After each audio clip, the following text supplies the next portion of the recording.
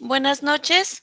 El día de hoy hago este video para la especialidad de psicoterapia psicoanalítica. Antes de comenzar a desarrollar el tema que hoy nos ocupa, quisiera agradecer al maestro, al profesor, am, porque la verdad es que ha contribuido bastante a mi formación profesional y la contribución es bastante grande porque todo esto se va a ver reflejada en mi práctica clínica. Entonces, bueno, maestro, le agradezco mucho las enseñanzas, le agradezco mucho la transmisión tan amena del conocimiento. La verdad es que todo es digerible, todo es bastante entendible. Entonces, bueno, espero continuar en otras especialidades en el instituto, porque la verdad es que me voy bastante satisfecha. Y bueno, el concepto que voy a desarrollar el día de hoy es de la libido.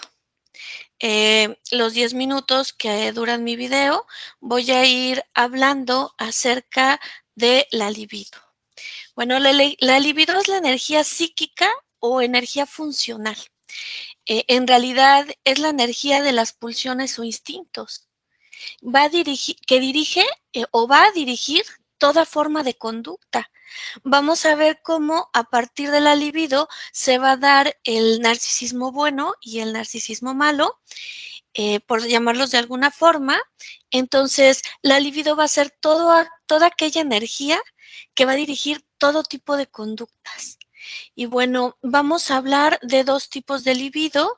La libido yoica, que va a hacer que todo funcione en el mundo psíquico. Es decir, la libido yoica es todo aquello del mundo interior, de nuestro mundo interior, y abarca el pensamiento, la fantasía, el imaginar. Todo ese mundo psíquico que tenemos viene a partir de la libido yoica. Y entonces podemos hablar que acá cuando pensamos, cuando estamos fantaseando, cuando estamos imaginando, bueno, estamos moviendo libido yoica. Por otra parte, vamos a hablar de la libido objetal. La libido objetal es la que se va a ubicar todo hacia el mundo exterior, es decir, hacia todas las actividades que van fuera de nosotros, de nosotras. Entonces ubicamos libido objetal. Por ejemplo, cuando hacemos ejercicio, cuando comemos, cuando compramos algo, cuando nos movemos, cuando caminamos, cuando nos dirigimos a X o Y lugar, entonces estamos moviendo libido objetal, ¿no? Porque justamente va hacia algo, hacia un objeto o hacia algo, está dirigido hacia afuera de mí. Todo lo que se hace en el mundo exterior, entonces, va a ser libido objetal. O sea, la libido es la energía que dirige todas las conductas y se divide en la yoica, que es el mundo interno, y la objetal, que es todo lo que dirige el mundo externo. Tanto lo que se mueve interna como externamente está moviendo libido. Bueno, cuando la libido se mueve, o cuando está en movimiento, es aquí donde se define como narcisismo, ¿no? Esto es narcisismo. El narcisismo es la libido en movimiento, ¿no? Moverse, actuar, tener energía, es mover libido y es estar en movimiento.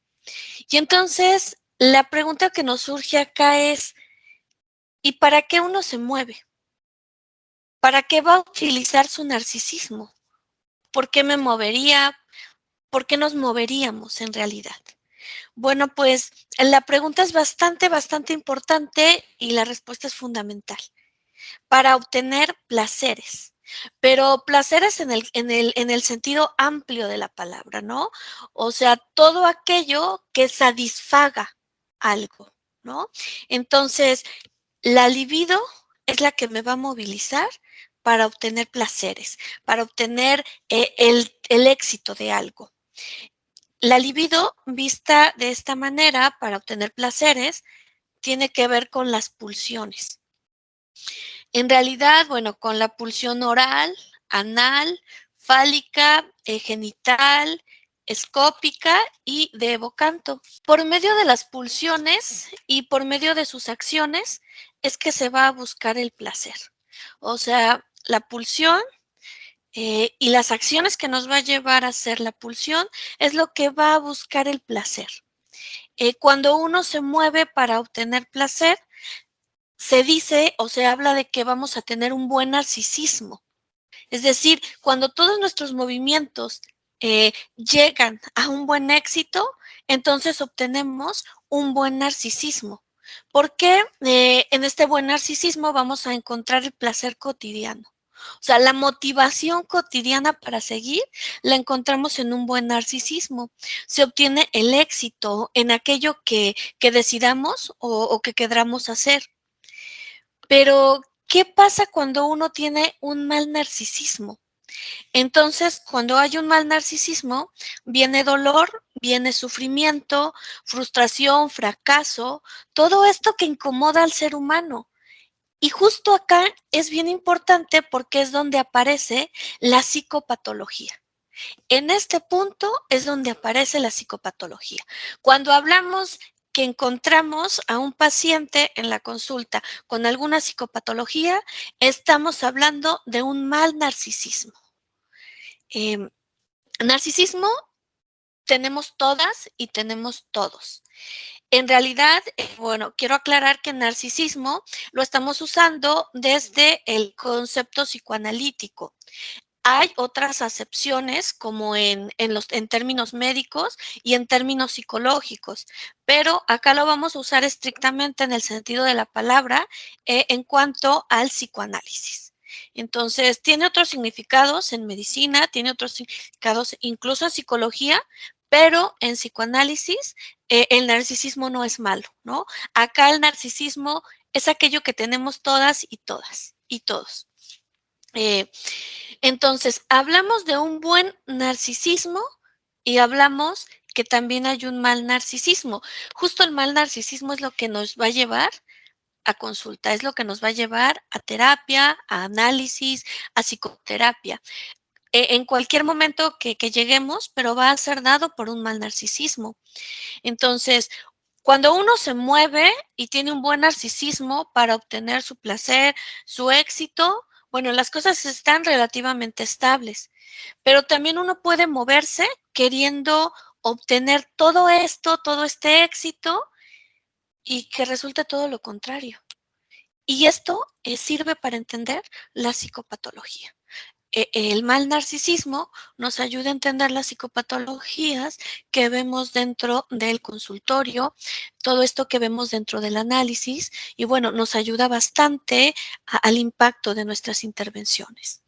Cuando hablamos de un mal narcisismo, como les decía hace un momento, es aquello o todo aquello que nos va a llevar a terapia. Eh, ¿Qué hacemos cuando detectamos el mal narcisismo? Bueno, trabajamos junto con el paciente, la paciente, para que esto se vuelva un buen narcisismo. Es decir, que los deseos se empiecen a materializar, ¿no? Entiéndase por deseos las motivaciones que tiene la persona que estamos viendo en el consultorio. Lo que hacemos en terapia es que la persona utilice su libido, pero de la manera correcta, para que pueda obtener su placer cotidiano. Y su placer cotidiano no es nada más eh, que en realidad su bienestar. En realidad, ese es el placer cotidiano. En terapia usamos la dialéctica del deseo.